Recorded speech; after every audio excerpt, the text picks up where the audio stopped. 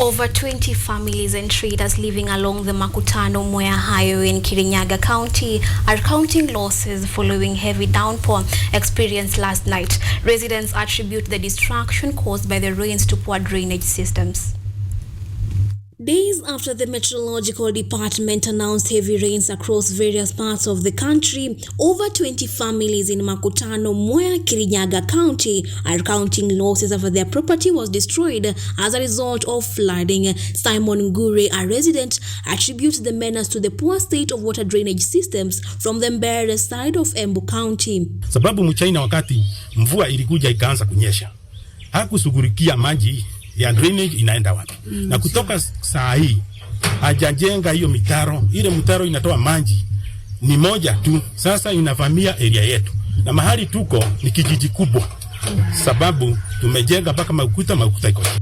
Rachel Njeri Shege says that her 7-foot wall, estimated to be worth 100,000 shillings, was brought down by strong water coming from the Mbere side before draining to River Murango.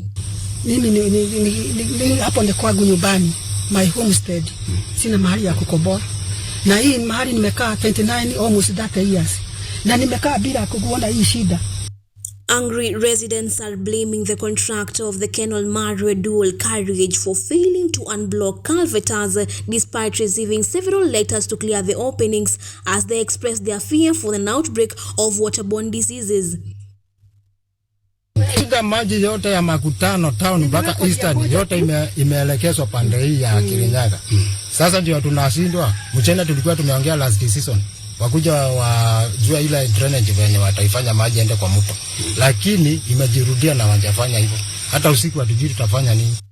The residents who also expressed their support for development projects in the county, including the construction of a flyover, want the construction companies to follow the right procedure and desist from diverting waters into residents' homesteads. Von Kimuma, KUTV.